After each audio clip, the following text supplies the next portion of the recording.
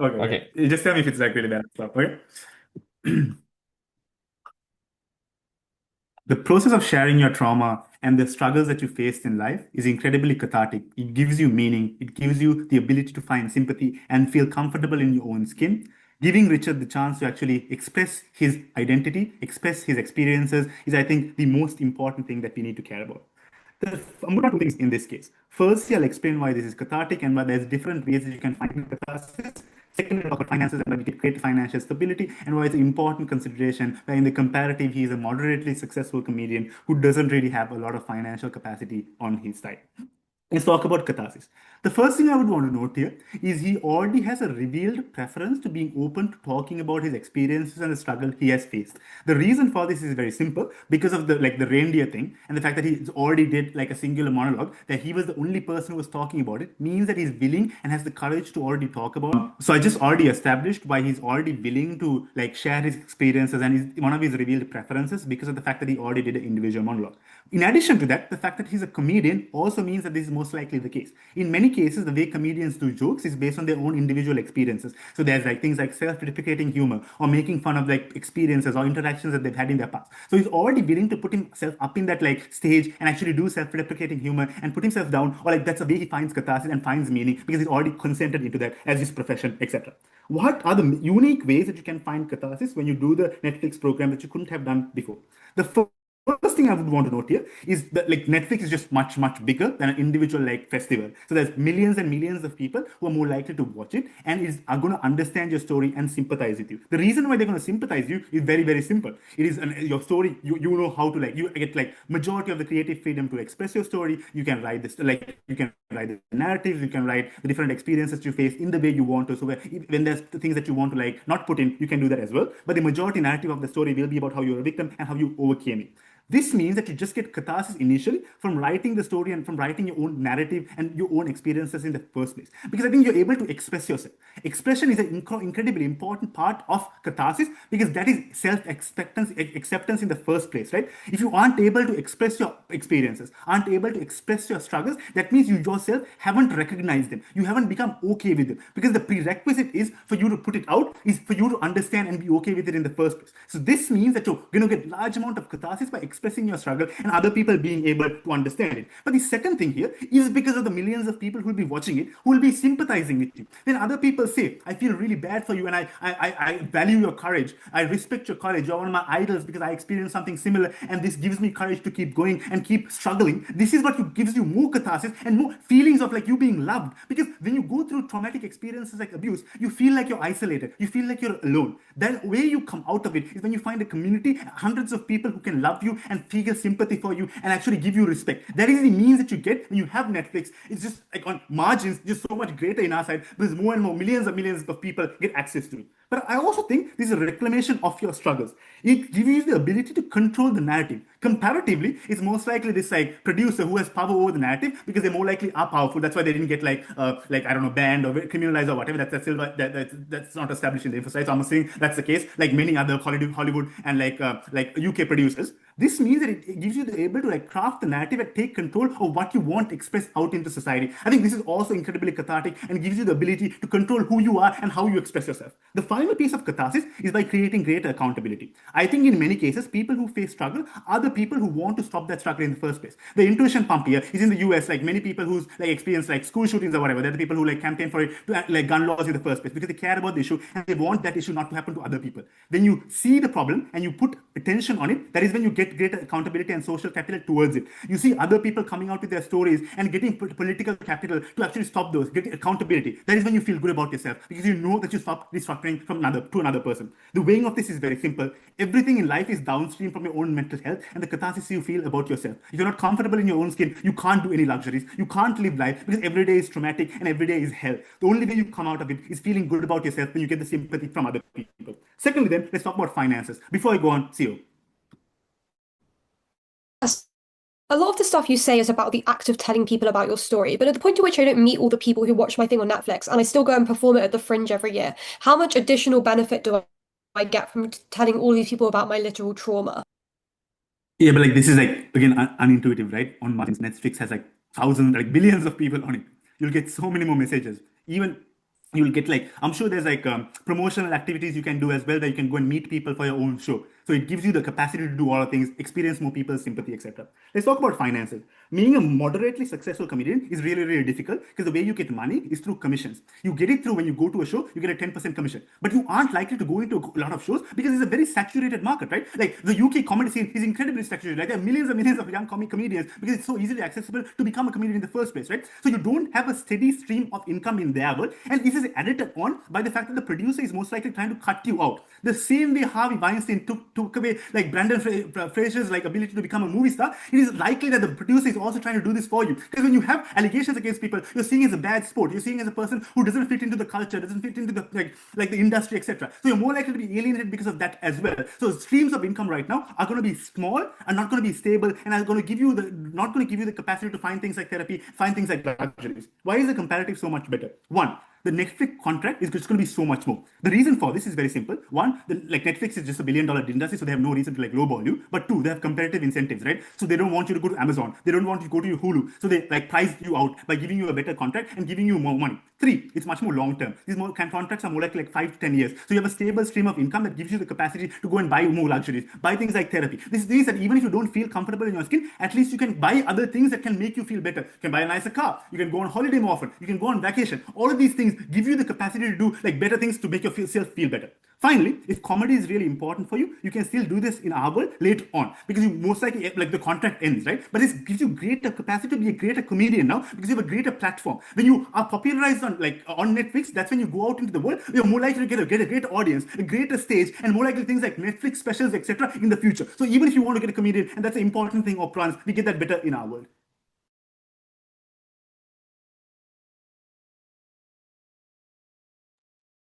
I'd like to thank Speaker very much for this great speech, and I'd like to invite the first speaker for the opposition. I'm audible, right? You are. Okay, thank you. So if anybody would like to turn on the camera, especially the judges, that would be very much welcomed. It makes me feel less lonely, and I'm kind of an attention whore, so thank you very much for that. I'll start in a second. Okay. Starting in 3, 2, 1. Signing this deal is consenting to an eternal form of hell for a couple of years, where you relive a trauma for 1,000 years, for 1,000 times. The first thing I want to explain is why this contract is likely to be highly exploitative in nature, which means that even if you have creative control, Netflix can pressure you to do things that you're not comfortable with, which are likely to trigger your pre-existing trauma. There are 3 reasons as to why this is the case. The first one is Netflix is significantly more powerful and more rich than you, and they have a history of negotiating with people, which means their lawyers are likely to be significantly more proficient than your own lawyers. Secondly, they likely can employ tactics of pressure. For example, sign the deals and review it within 24 hours or within a week, or otherwise we're going to go with another project because we are time constrained and we're money constrained in that particular regard, which means there is a lot of pressure for you to sign without fully understanding the context. And thirdly, you haven't dealt with such a corporation before, with such a large scale project. So when they dump 100 pages of context in a legal document, this means you won't be fully able to understand all the fine details. This is the less important part of the case. Now I want to go to the crux of it. This is likely to be deeply traumatizing. Before I go into the competitive mechanisms as why this show is more traumatizing than doing stand-up comedy, I want to make something very clear.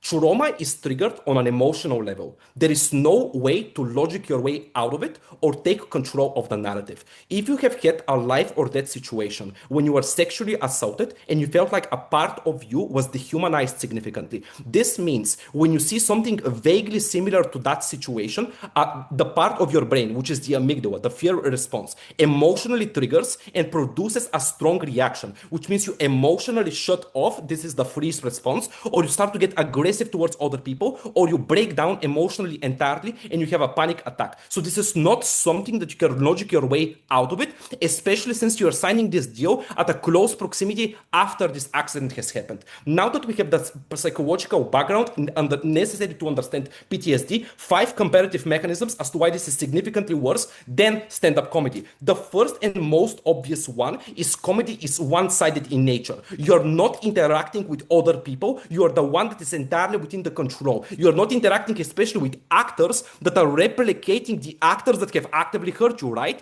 Which means you are feel more protected comparatively than doing Netflix. Secondly, stand-up comedy shows, you have done only one. We are not clear why we are going to be doing multiple more. You have to do this for multiple months at a time because you are time constrained to produce this as soon as possible. And Netflix has the wheels, which means you are likely to relieve the trauma at a closer time frame with a higher quantity. The third reason as to why this is likely to be extremely traumatizing is that in comedy, you control what you are saying entirely, right? You can omit certain parts that are too traumatizing and too triggering because you're in control entirely of the creative process. Netflix has an incentive to ask of you as much information as possible about what has happened for two reasons. The first one is that so the writers can provide a higher quality script, right? They want to know all the details as much as possible, so they have to understand their options. Or B, they want to flesh out your character, right? Because they want the show to be high quality, so you need to be as realistic as possible, as 2- and 3-dimensional as possible, which means they have the ability to pressure you to share information that you otherwise would not have shared in the context of stand-up comedy. The fourth reason as to why this is extremely traumatizing, and now we are really getting to the most important ones. In comedy, you are on your own. You are imagining what has happened, but it is not as vivid. In this show, they are going to hire somebody who plays the stalker through a process of competition and hiring, which means they hire the person who either A, is the most qualified in actively making this character realistic based on the notes you have given them, and B, a person who is most capable of evoking an authentic reaction of shame, guilt, fear, and existential dread out of you, because they want to make the show as dramatic as possible. The show's main theme is drama. It's not comedy, right? Which means Netflix focuses on those dark and gritty elements. And there is also a profit incentive as to why there are no lighthearted elements, right? Because Netflix cares about not diminishing the experiences of sexual abuse victims and people that have been exploited in power asymmetrical relationships. They fear the negative outlooks, which means the theme of this show is drama, and they're not likely to be lighthearted jokes that you can cope through with, which means you are literally stuck rehearsing with a person who is the exact copy of the person who tried to sexually assault you and who has traumatized you significantly, which means for thousands of takes, you are reliving this over and over again. Fifth reason, even if you don't buy any of this, the process is likely to be very exhausting in nature, right? Because the incentive of the producers are to produce the highest quality show possible, which means they do multiple retakes of you reliving the scene again and again and again and again, because they want to cross compare between different takes for the one that feels most authentic, for the one that the beta audience that is watching the show is likely to most vividly react towards, which means every single scene, the most traumatizing ones, you relive over and over and over again in that particular regard. And every single mental health breakdown that you have, every single panic attack means that you have to scrap the scene and try again, which means this is literally a perpetual cycle of hell that you are going through. Before I continue, I'll take closing. COVID was in 2020. Do you think a marginally successful comedian wants the certainty of a consistent contract or the uncertainty of random online comedy gigs? Even if you have creative freedom, I have a couple of responses. The first thing I want to say is comedy is significantly better, and prohibiting you comedy is problematic for a couple of reasons. The first one is in comedy, as I have already explained, you control the narrative significantly more, which means you can self-select when you can opt out in which parts you are sharing. Secondly, comedy allows you to talk about other topics. Victims of abuse most care about feeling like the abuse does not define them as an experience. Often it's so intense and visceral that they forget that they have an identity, interests, and stuff that are outside of their trauma, which means you need comedy as an outlet for you to be able to understand other things, to talk about other topics that distract you, that reduce the emotional burden that you have in this particular way. Why is this so important? Firstly, you are likely to experience massive amounts of panic attacks and breakdowns, either during the production or if you bottle it up and your body becomes overwhelmed, you are likely to overly react afterwards. For example, you bottle it up the whole day and you're crying all night thinking that you should kill yourself because it's so overwhelming. Secondly, this has the risk of permanent psychological harm, because if your body goes through multiple powerful triggers that make you feel like you're reliving the trauma, it's likely to be permanently mentally scarred at the point at which you become emotionally numb and incapable of relaxing or experiencing positive emotions. On all those grounds, very happy to oppose.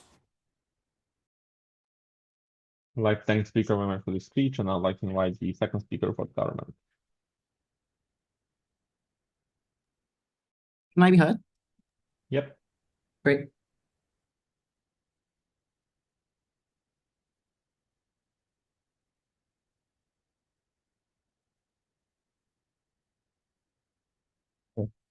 I will take a POI from Theo, if possible.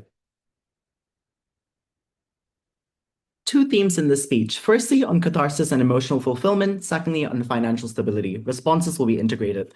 On the first question, what do we characterize the interest of the actor? And I think this is incredibly important because it mitigates extensively a lot of the trauma analysis we get coming up from opening opposition. One, the actor has a revealed preference to air this trauma to begin with. Because note, the status quo is one where he already made this monologue to begin with because he had a desire to air his grievances to a audience to begin with. Secondly, specifically, the mechanism of dealing with his pain is putting pen to paper and vocalizing and just generally talking about what this experience felt like on the big stage. The implication of this is quite harmful for opening opposition and op bench as a whole. What this suggests is that the actor's appetite for talking about his trauma exists to a significant extent. The Infoslide already says Baby Reindeer is a very intense and sort of borderline triggering experience, and if you didn't have the capacity to even write this to begin with, it's largely unclear as to whether or not the debate could even take place to begin with. So I think this in effect mitigates a large amount of the claims about re-traumatization because the actor itself just generally has a higher tolerance for trauma than the average individual that OO bases their case off of.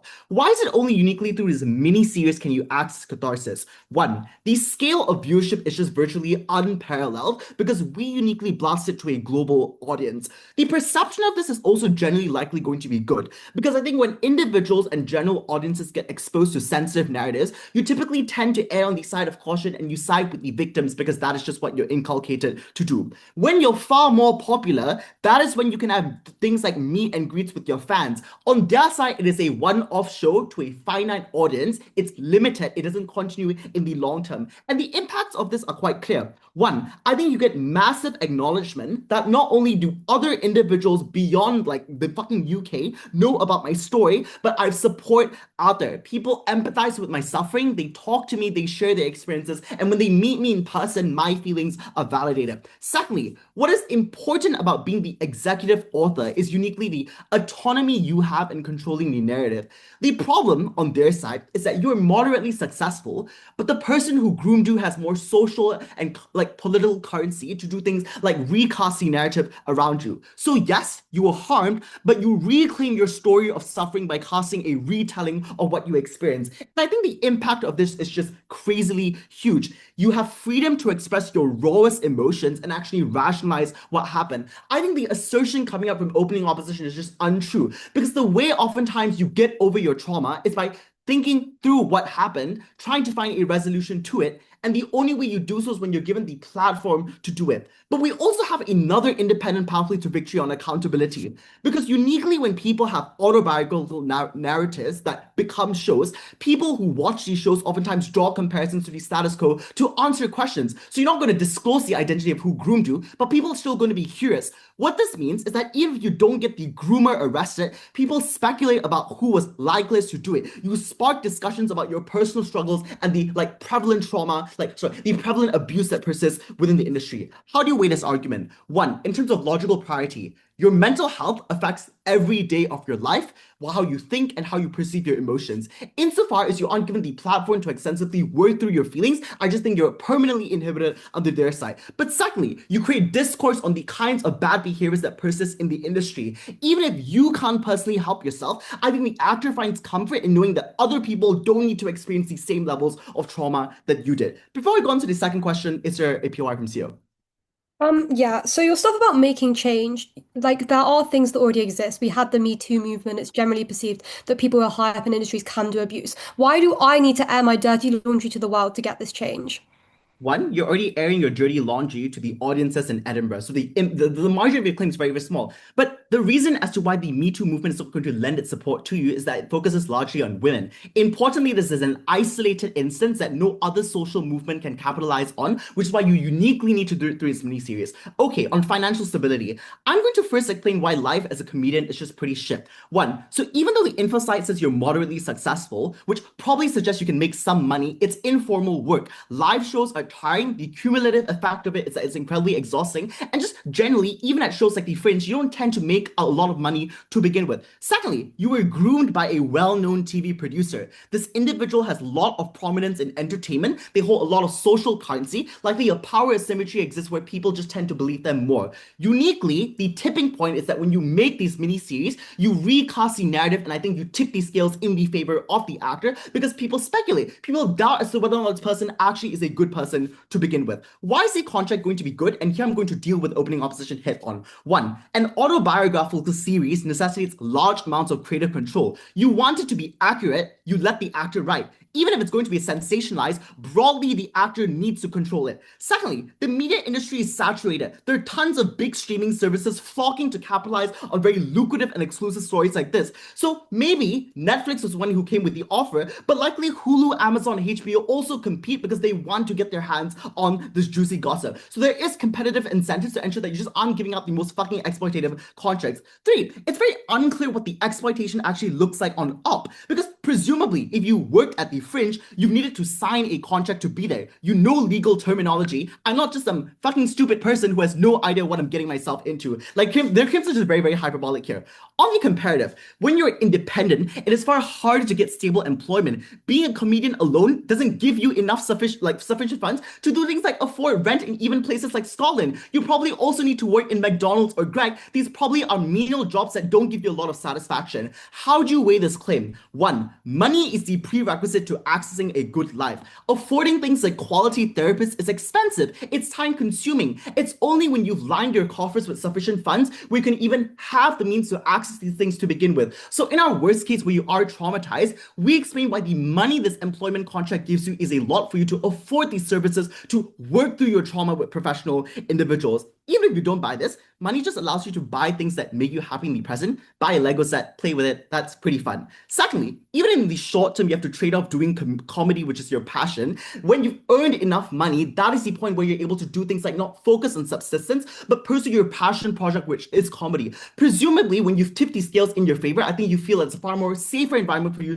to continue your comedy. Finally, on certainty, a permanent contract offers the stability that being a gig worker doesn't do. And I think stability is really important because having some semblance of order allows you to plan your life out for the foreseeable future versus not knowing the nebulous, uncertain future. Comedy is liberating. We give these people the key to freedom. Start with OG. I'd like to thank Speaker very much for the speech, and I would like to invite the second speaker for the opposition.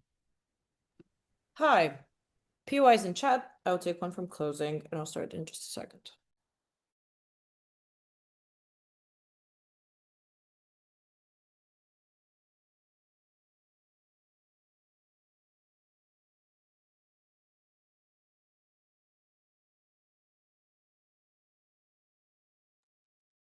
Okay.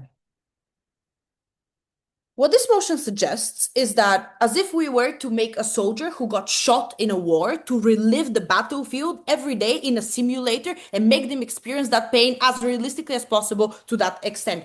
There is a reason why soldiers, for example, get PTSD, it triggers when they play, for example, video games that are violent, because even if this is not even closely resembling what is actually happening, it's close enough to trigger the memory, it's close enough to make you feel overwhelmed. Three things in my speech. Firstly, why the alternative is still good and why you'll be relatively fine. Secondly, why this trauma is the most important thing we need to care about the debate. And thirdly, how this manifests after your deal is done. Firstly, on the alternative, because yes, they say, but money is good. I get it. It's a relatively intuitive argument, but we need to compare this with the trade-off. Why do we still think you will be relatively fine and not paycheck to paycheck type of person? You're not living on the streets on the alternative. Firstly, you, as I said, it is said that you're relatively successful, which means you are able to consistently book gigs. You're able to make a high sufficient amount of commission in order to be able to afford what you need. You're not a deadbeat. You will be fine. Second of all, if initially for Netflix to make this deal, you needed to be successful to some point. This show needed to be like funny for people to be engaged, which means you have the qualities to be successful. It's not only about the story that sells, because unfortunately, this is not such an uncommon story that people tell, which means you would be likely to replicate the success at some point, given that you are still a comedian. But even if I would take the best case, it's intuitive you will have more money. Why is this less important to our actor? Firstly, when you chose this career, you knew it is a risky and volatile career. It meant that firstly, you have a support network that is supposed to hold you,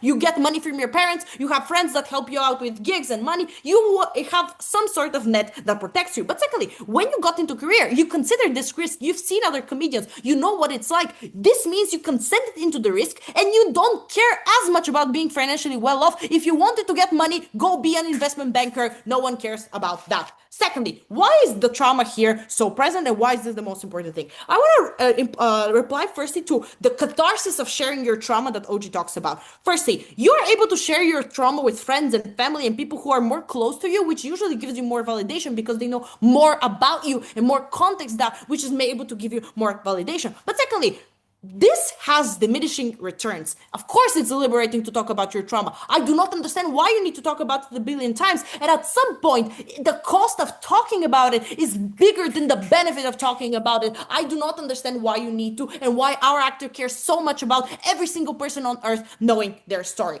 Now, how does this trauma manifest? Firstly, as we explained, trauma manifests in situations where it's similar to what you experience. Remember, you are the actor that's playing this. It's not someone else, as in most biopics that are so violent and so realistic, right? In this case, you're the one playing yourself. This means every day for a year, you go to that set and you experience this pain over and over again, which means firstly, you think about this every single day. Comparatively, they say, but you consented to this because you did one show. Yes, you did one show that lasted 1 fucking hour 2 years ago. It's not comparative to say that this is the person who wants to do that all of the time. And they say, but if you couldn't relive this, this wouldn't be a debate. No, because we're talking about the point of whether or not you are willing to accept. You might be lucrated by the money. You don't understand the impact that this might have on you, on your mental psyche. Why is trauma the most important thing within this debate?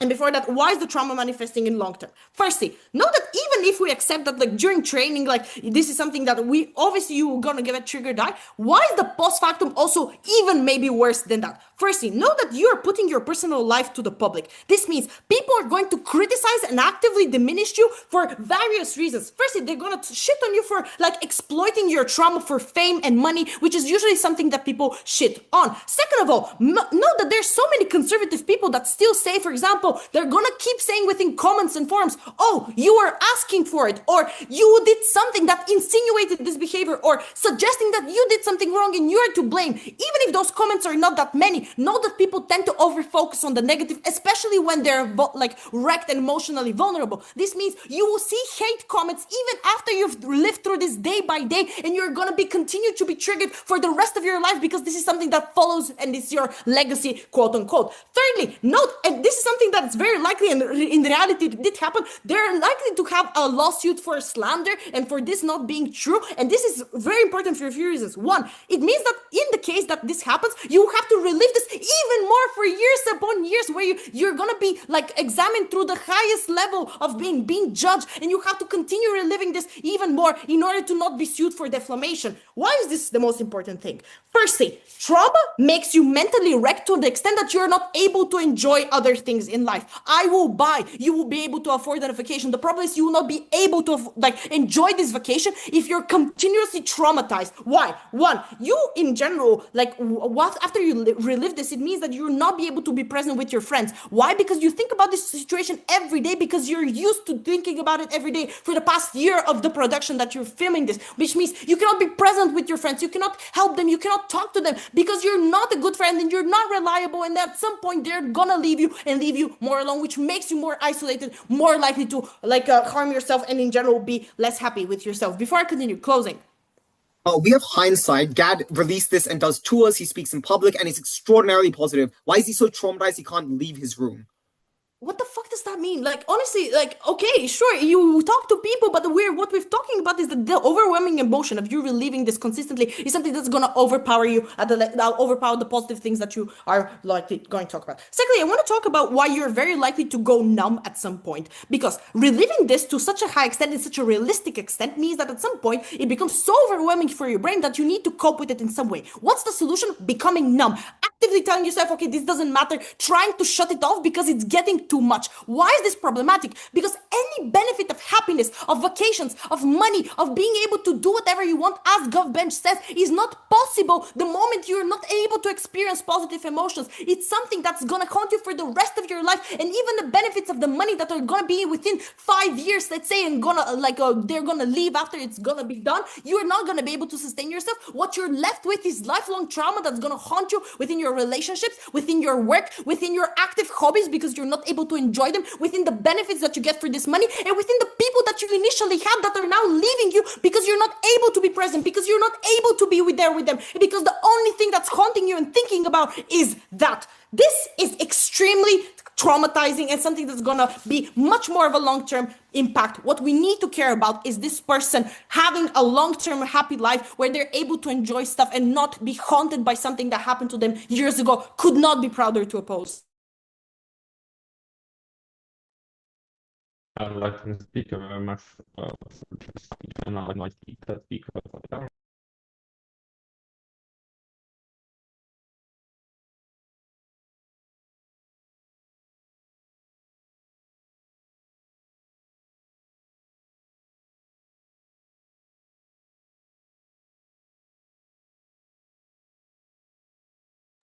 All right, assuming I'm audible.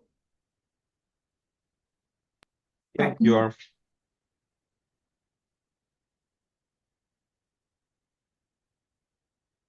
I think there are three possible counterfactuals if you are turning this down. The first, that is the most certain, is that you just feel immense regret because you have the value of hindsight without any of the experiences of trauma which OO relies upon, which means you look back on what could have been and you feel you should have done that. Secondly, though, perhaps you come to a point in your career where you do not have the money, where you're pressured by your family and your managers to make it, which means you return to this show that made you famous in the first place, and it is more re-traumatizing to have to do that show in person over and over again than it would be to make a one-off documentary. Or thirdly, and perhaps the most high impact, even if you think it is low likelihood, Netflix rips off your documentary, makes it themselves, and you lose all control. I'm going to step through each of these in turn. They're all uniquely debate winning. First, let's talk about the crushing regret you feel at what could have been. OO says that the process is traumatic, and maybe you believe this, therefore you think it outweighs OG. But this comes over this because even if it would have been relatively traumatic, if you spent decades of your life thinking about how much better your life would have been, how much better you would have felt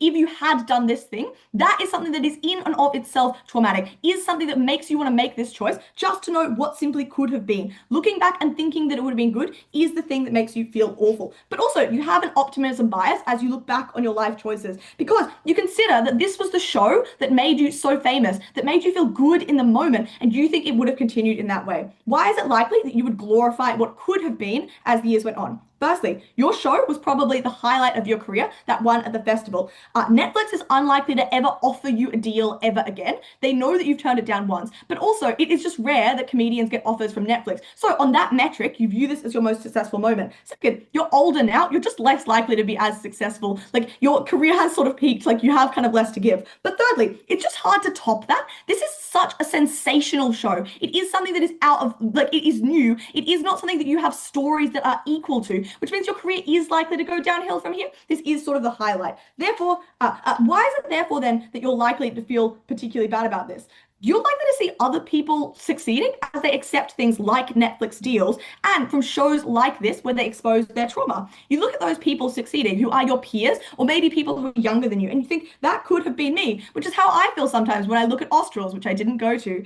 Meanwhile, you are locked in the shit kickers, being the person who has to rely on the festival after this and booking the next gig, which makes you feel really awful about how you've done. But lastly, every time that you see a story about someone being abused, about someone being stalked, you question whether or not you could have saved that person. And I think this is probably the most important mechanism here, because maybe you never could have, but maybe you feel like you could have. Maybe you feel that if you had raised more awareness, if you had stopped that person entering that industry, if you had made someone reconsider their actions by watching your Netflix documentary, which reaches more people, that is the way that you could have saved that person's life. And feeling that you could have fixed someone from experiencing that trauma is more re-traumatizing. Seeing that somebody else has suffered the thing that you suffered because you did not make a choice is something you perceive as cowardice, is something you feel as a lost opportunity. And this, I think, is a better version of any claims on advocacy, because it is simply the claim that you would feel that you had the capacity to do it. It's not contingent on you being able to even make that change. So you feel immense regret. That is a burden that you carry for the rest of your life. Second counterfactual then, you become more reliant on this re-traumatizing narrative into the future. OG says that earning money is good, but what this extension proves is that even if you could symmetrically earn money, perhaps, as DLO wants to say, the way you do it is more likely to be more traumatic. Co-ops OO's claims about trauma. Firstly, why is it likely you're going to have to come back to this story about your own abuse in your comedy career? OO says that you're likely to move away, but I think this is unlikely for a number of reasons. Firstly, comedy is unstable. When you're older, you are just more likely to return to most successful things if your career starts to dip. Secondly, the regret that I just explained means that you're likely to want to go back to this because you perceive it as the way that you access success. Thirdly, your clients, fans, and managers are likely to demand it because it's the way that you've made yourself the most popular, which means in order to book gigs, people pressure you into coming back to this narrative. They say it's the reason why they are employing you. But fourth, and I think really importantly here, your family probably relies on you being able to earn money. And if that money starts drying up, you feel the pressure to go back to this thing that made you money in the first place. So you're likely to leverage this story more into the future. But why is it then that this is more traumatic than just doing the Netflix show? Firstly, the Netflix show is just a one-off. Maybe it is an intense period of trauma that OO wants to say, but every time you do a show yourself, you have to think of new ways to make it interesting for a new audience. You have to come back to it over and over again. And this is, I think, is the best way to use some of the analysis OG says. They say you have a revealed preference to talk about it. That is true right now, but it's not necessarily true in the future. So maybe in 50 years down the line, 20 years down the line, you don't want to talk about it anymore, but you have to because you rely on it now for money. And that is the way that you become incredibly traumatized into the future. But also, you interface more directly with fans and they ask you more direct questions. They backlash against you when they don't like it. And that feels so much worse to you. Next, you are more likely to face legal issues in their side without the support of Netflix, which you have on our side. Maybe you get sued for what you say. Maybe that happens symmetrically. But on our side, the fuck off lawyers of Netflix help you and they defend you against fans who have bad things to say about you. That is obviously much better on our side of the house. I'll take a POI from opening.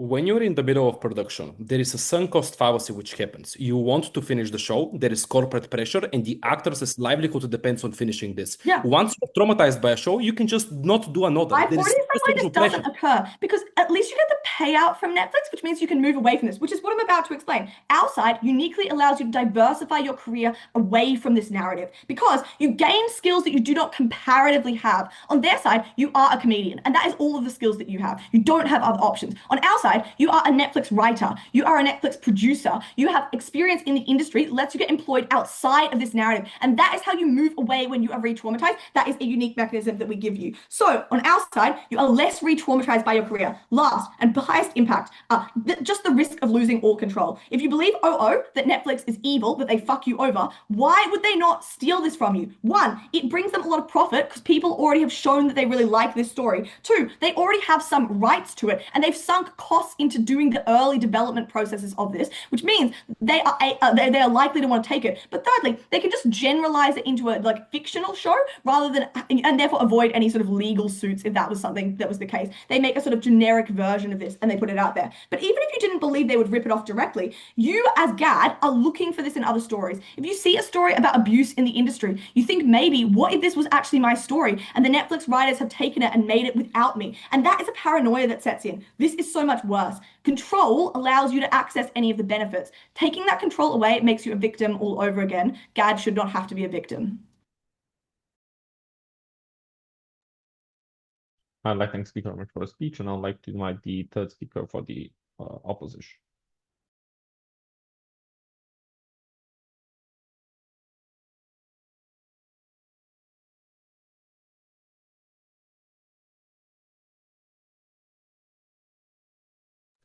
Okay, hopefully I'm visible and audible. I'm also in a room with better Wi-Fi, so here's to hoping. Could people please make sure to do POIs verbally, not in the chat? I'm doing this from my phone, so I'm not going to be able to look at the chat during it. And if you're doing a POI, don't make it too graphic. Yeah, cool. Okay.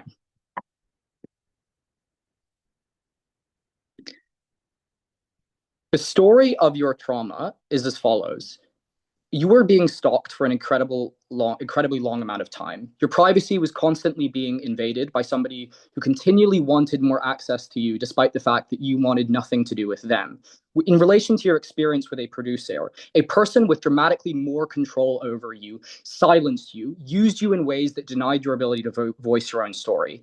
I think at that point, giving over creative control, inviting more people to your life is a horrible, horrible idea. Opening government is right. You have expressed a revealed preference for some amount of communication to some audience in some way. What you have not revealed a preference for, at least based on what is in the info slide, is a revealed preference to communicating to all of these people in an entirely new way, in an entirely new context than you were initially in the one-man show on the Fringe. I think the way the audience is likely to react to you and to the story that you are telling under their side of the house is awful. It is likely to be far more critical, and even if it is not, is likely to be far less understanding. That is something I think matters deeply. I'm going to talk about two sorts of impacts here. One, how they talk about you as a person. And notably, it's not just online attacks that can hurt, or that will hurt if you have trauma, can hurt this person, although I certainly think there will be plenty of them. It's also misunderstanding sympathy. It's people online talking about how strong you are when you felt weak at the time and you felt weak then. It's people saying how brave you are when you didn't feel brave, when you were terrified, where you still struggle with dust. It's people expressing sympathy that you were so scared into submission by this person and kept silence because when you know in reality that probably you were attracted to this person and you do have some level of personal blame. It is not just critics of you that can hurt. It is people who sympathize with you but don't understand what they are going through, what you are going through. But it is also about the interpretation of your art, because as everyone agrees, that matters so deeply to you. I'm going to think there are 4 ways in which the audience is likely to react far worse under your side of the house. Firstly, the content on your side is portrayed in a way that makes the story more liable to misunderstanding and critique. Notably, Netflix, I think, is more likely to add shades of gray when it comes to the ethics of the actions, or at least the motivations of the people involved. Yes, they are obviously going to portray the perpetrators as villains, but in order to not make these cartoon villains, in order to make people engaged with the show and willing to watch it on a continual basis, they're likely to portray them as doing awful things out of some level of reasonable motivation in the first place. That is always something there are commercial incentives towards. But I think also, just like independent of ethics stuff, there are just probably more shades of gray introduced by Netflix as to the motivations of these people, whether they really were just trying to abuse you, or maybe whether they were initially attracted to you and didn't realize what you are doing. All of these shades of gray means that viewers are less likely to land on the interpretation that you personally subscribe to. And when you see those comments, when you go onto interviews in TV and you are asked about this stuff, you are confronted on a daily basis with the fact that your trauma is not understood. I think secondly here, there's a different size of audience. And I think the important thing to notice here is that when the audience is massive in this way and is likely to be talking about this stuff in large media forums online, that different size of audience leads to a lower quality of discussion. Why? Because when you're having all of these like millions of people discussing this shit online, these discussions are prominently going to take place in social media, because those are the platforms that can host that amount of fans and discussion. Under our side of the house, discussion of this stuff, because the audience is smaller, takes place in different settings. It's people maybe writing reviews of this stuff or blogs about this stuff if they're talking about Edinburgh Fringe. It's discussions that you might have in person or with a small set of other people who are artists and care about this stuff. When you're online, the discussion is likely to go far, far worse. There's now algorithms that incentivize large amounts of controversial comments because those drive engagement. There are people who are deliberately rage baiting or making crude jokes about maybe, I wouldn't say no to being groomed by that person, because this is the sort of behavior that is rewarded online. That is enormously invalidating. But I think 3, and this is really important, there is a different kind of audience under our side. Look, under our side of the house, There is a Go on. small set of people who have been willing to get in a room with a man who is on stage alone talking about the worst parts of his life. That is enormously uncomfortable. And not just they haven't just been willing to get in the room, but they've possibly paid money to be there. The sorts of person who are willing to opt into that sort of experience are almost certainly people who care deeply enough about the art that they are willing to suffer those costs, to go through all of that discomfort, to see what you are going through and be trapped in a room with you during it. That sort of audience is far more likely to be people who are predisposed in the first instance to sympathizing towards you. That means that they are structurally less likely to do the kinds of misunderstandings that feel so awful. Before I go into the final thing here, I'll take a POI from opening if they have one. This is an autobiographical miniseries. The actors majority control over the narrative, which overrides the most pernicious of Netflix's incentives. You get a big say in the way the portrayal happens. In the worst case, it's a compromise, but you have money to alleviate your trauma. You don't get that. I think, like, one, I would note it. Okay, a couple of responses to the money thing. A, you yourselves pointed out that for this person, art is probably their primary means of therapy, given that they've opted into doing this. So I don't think money to pay for therapy is as important as being able to express yourself through art. Moreover, like, I think the real response there is that is just mitigation. Maybe there is not full capacity for understanding. It's still far larger under your side than ours. And given how much that matters, I still think that is a sufficient threshold of understanding to get harms. The final thing I want to talk about here is the different relation to the audience. Under our side of the house, you are alone on stage with an audience that is physically there in the room with you. They see you shaking, they see you sobbing. It is far more difficult, I think, one, for the audience to misunderstand the severity of what is going on. They're far more likely to be sympathetic when you are physically there in the room with them. But I think also, and maybe this is an aspect of the same thing, under our side of the house, because they are physically there with you, you're not an anonymous name. You're not one among many other authors. You're not just some random person online that people online in comment sections feel like welcome to criticize in an anonymous fashion. They recognize that you are a real person and they understand the degree of your suffering. That makes them far more likely to sympathize, to not leave awful abusive comments, that are going to stick with you online. And they're not just there in the room. They're paying greater attention under our side of the house. They're trapped in a room with you with this being their primary focus. Under your side of the house, it's Netflix. People can switch it off if they get uncomfortable. People can be on their phone during it. They're far more likely to appreciate the intensity and reality of your experience under our side. That matters deeply. Delighted to oppose.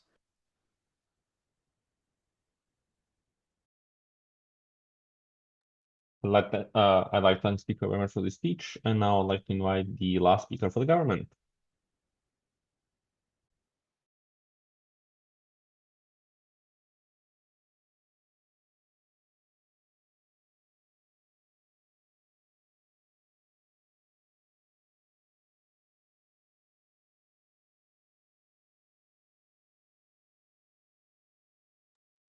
Hi, I'm just going to assume that I'm audible because I've been audible this entire tournament. POIs in the chat, more than happy to take one whenever.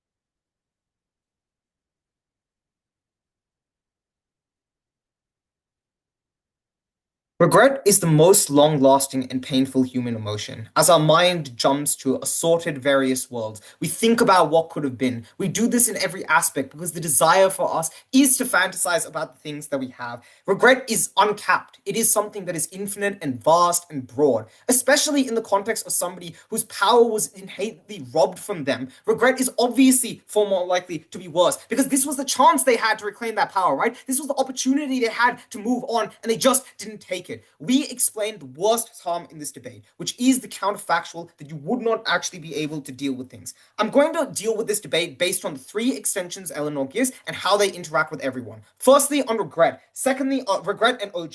Secondly, on alternatives and I guess CO and OO. Finally, on Netflix cucking you over and then CO. Firstly, on regret. What Eleanor explains is that your career is now likely to never have an opportunity like this again. Even if you don't believe that this person is going to increase in, decrease in popularity, very simply, you're probably just not going to have a Netflix person in the room or somebody who has that access who's willing to expand on it later on. It is just incredibly random, and by itself is an opportunity you probably go back to and constantly think about. And importantly, what that means is that paranoia, the realization that you could have taken it all, is now just constantly there in your head as you think back to that specific moment and you think back as to what could have been and the fact that you had the ability to take people over. I'm now going to weigh this and at the same time kind of flesh out precisely what this regret looks like. Why is this the most important claim in the round? Firstly, your imagination is an unlimiting factor in comparison to the benefits that you can derive from other teams. That is, on, for example, OG, you materially have this number of messages, so you know how many people you benefited. But on our side, you constantly see how many people respond to various Netflix shows of varying success and think that maybe I could have been the one who was most popular in that. You're more likely to go to those things rather than being realistic for the reason that this is an emotionally charged thing, right? Because it's emotionally sensitive to you, you're less likely to apply extreme rationality onto these instances, which means you're less likely to mitigate your thoughts and mitigate your responses. But secondly, you just don't believe other people if they tell you that, no, let's be realistic, you probably wouldn't have been able to go to all these extremes and all these cases. But lastly, I just think naturally people do see,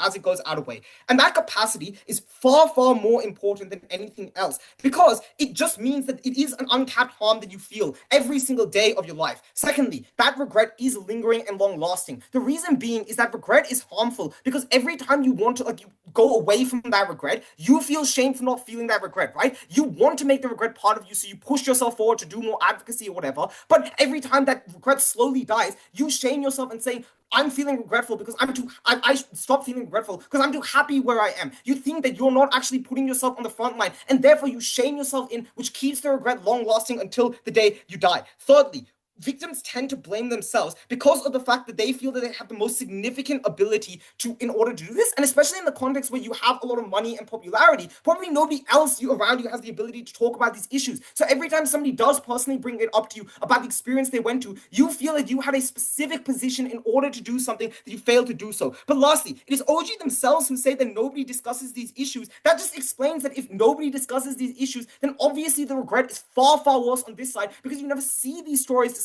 and you constantly feel shame. CEO says that maybe the Me Too movement is the alternative, so you don't feel that this is the requirement on you. But the problem is the Me Too movement is this. It is people coming out and fueled by their own individual stories, and you feel that you should have contributed to that story in general rather than instead of going on. Why is this the most important thing? And that is, OG just say that catharsis is important, but catharsis is necessarily dependent on closure, the ability to end that chapter rather than going back on and on again. We firstly explained why is it that the regret means you constantly reopen those wounds and go back on it again and again. But secondly, I don't think that OG explained why uniquely this movie is the thing that gives you catharsis as opposed to necessarily anything else, because all their mechanisms just say that it is an ability for you to connect to other people, but they don't explain why this person has the innate desire to do advocacy by itself. We would just explain that the person sees the harms that other people are accruing, and that's the reason that they want to do advocacy, to stop other people from engaging into it. But the last thing is that this just outweighs that, because that closure itself you've already dealt with to an extent because you made that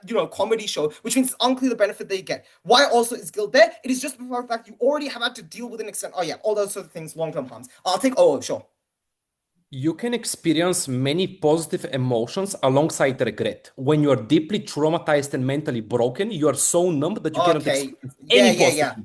Yeah, let's deal with this traumatized case. And I want to note, to believe you got to believe this to the absolute maximal extent. Like, you can't leave your room, which, as the POI I pointed out, the guy talks about this. He talks about it and he's incredibly passionate about his work. We know with hindsight that he is not traumatized by it, because why would he go out and discuss in the public more generally? Why is this not? Firstly, you just have the ability to change the terms of the stories. And I want to make this incredibly important, right? This is what makes it specifically empowered, because all of CO's harms are like, well, you relived the bad experience, but you are empowered in that experience, right? The reframing is now you can change the terms of that experience, because Netflix doesn't know what happened in that room, which means that you actually feel you have control over it. So it's not constantly you're re-traumatized, it's that you feel you've regained control specifically. And this is why I think we also outweigh them, because we would explain that on their side, your ability to move on is just cut off, right? Because when you go back and you make this story, that show, like on their side, right? Let's assume that you're scared of trauma. That just means that you accept to yourself this person is controlling your life, right? At every single instance, you could have done a Netflix show, become famous, helped other people, but instead you were too scared of the trauma to do it. That just means that in every instance, you never move on because you constantly fear that trauma and think that that person still has control over your actions in comparison to anything else. But also, the claim that Netflix will traumatize you, like they say themselves,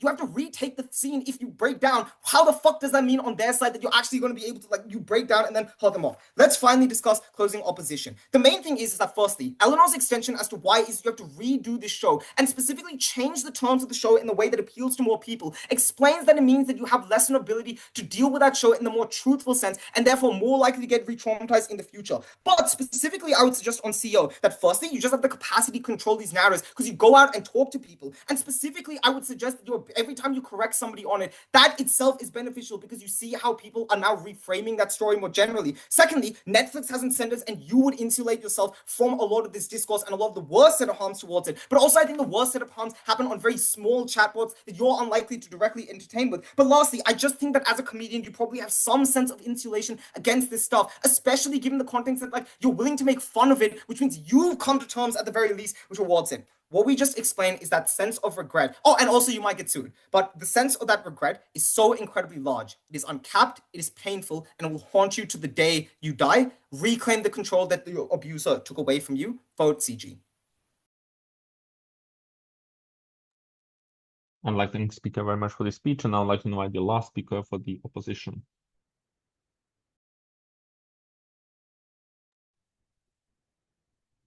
Regret is not the most powerful emotion, trauma is, and it's the audience who guides the trauma. It's the audience who has the choice over how much trauma you feel every single day. At the point at which you put a piece of your soul out there, you lose the rights to stop performing it like you would when you go to the Fringe and you perform it in front of a live audience. This is why we win. We tell you about the audience, we tell you why that causes the most harm. Firstly, a little bit of rebuilding on what we exactly tell you and what this critique from audience actually looks like. The only response we really get about the control you have over the show is that they say that, oh, you have the rights and you have like the majority power so you can control what is said. But even if we take you at your best and we say that you can control what Netflix puts out there, the problem is that it's up to people to interpret, and you can't control fandom and you can't control how fans interpret it. The likely ways that fans are going to interpret it when they don't see you as a real person, when they see you as a character, because Netflix is the place where they watch things about made-up shows where the person doesn't exist and it's not real, is by questioning things like, why didn't you say no? Why didn't you reach out earlier? This is your fault. You should have done these things differently. You opened up the door for people to do these things. This works in response to both, basically everyone in the debate, right? Because it explains why the traumatizing bit is how people react after weighing over opening opposition. It responds to the opening government stuff about how it's like, about how you like have the power and like you can just put it out there and get on with your life. And it also responds to the closing government stuff because it causes significantly more harm than the regret, as I'm going to go on to talk about. Moving on then. Firstly, some weighing over why re-traumatizing through acting is significantly less important in this debate than re-traumatizing through the audience, which is the stuff we tell you compared to the stuff that our opening tells you. Why do we think re-traumatizing through acting is probably something this person weighs significantly lower when they're making their decision? Firstly, it's something you anticipate. You think you've done it before. You think you've acted out before. So you probably think you can deal with it. Secondly, you can still probably say no to some extent. So when government says that the person in the room isn't going to be forcing you to do things you want to do, we think they're probably right. We think you probably can actually control these things to some extent. In comparison, the thing that you cannot control is how audience respond and how audiences are likely to react, and we tell you that's going to be in a negative way. Why do we think that you don't think about this in like a logical way, and why do we think you open yourself up to a load of bad consequences? Firstly, it's your Fringe audience was very different. The way your show has previously been received is probably very positive based on the fact that Netflix has picked it up, and also based on the self-selecting audience who've gone to show it, see the stuff that Fraser already told you in his speech. But secondly, you are your own producer and you don't have anyone hanging over you. You can decide night to night how you want to perform the show. If I'm feeling slightly more shit about my situation, it's the anniversary of when this event has happened to me. If it's really fresh in my mind that day, I can choose to leave bits out. I have creative freedom to do so. When I put it on Netflix, I cannot decide which bits to take out based on how I'm feeling that day. I have to put up with the consequences, with the comments, with people trying to talk to me about it, my fucking meet and greet, like regardless if I want to do it. The reason why you can't deal with this in the long term in a way that we think you can maybe deal with the stuff that happens on the set in the acting is because it never fucking stops. It's completely long term.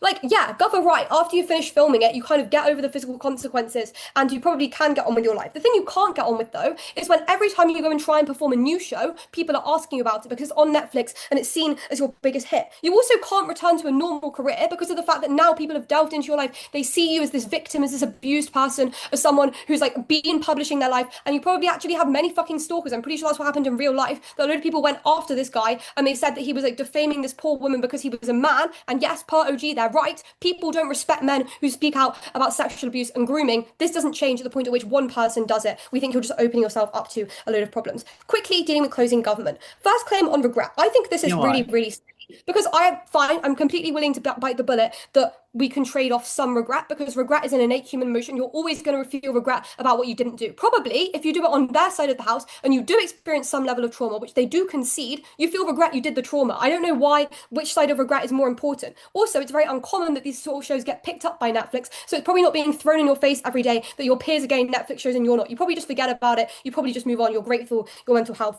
is better. The second thing they say is that you feel like you're a coward and you haven't helped people. Firstly, I want to say, I think it's very demeaning to say that all victims of abuse for some reason feel like it's their responsibility to help everyone. I think this is the last thing your therapist is going to tell you. I think it's the last thing your friends are going to tell you. It's completely absurd to say that someone thinks that putting something on a big stage is going to somehow help them fix the world. It isn't. They've seen previous people speak out abuse and it hasn't changed things substantially. It hasn't stopped people who have more power, like producers in this specific circumstance, taking advantage of people because they still have lobbying power. They still hold the cards in the game.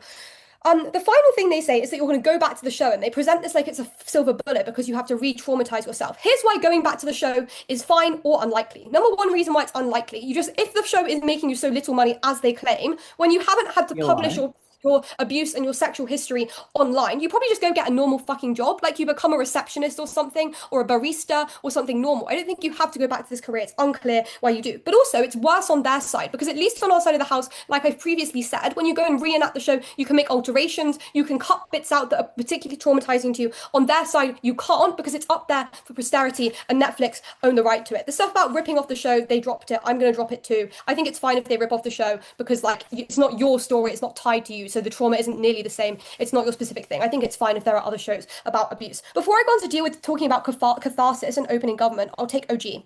So regret's contingent on the harms of being unable to air your grievances and get money, CG's derivative. We prove the majority of reactions are likely to be positive because people are naturally... Yes, I'm dealing with right now. Thank you. You said they were derivative. You've done your job. I'm going to do the catharsis stuff right now. Sure, their derivative doesn't impact me.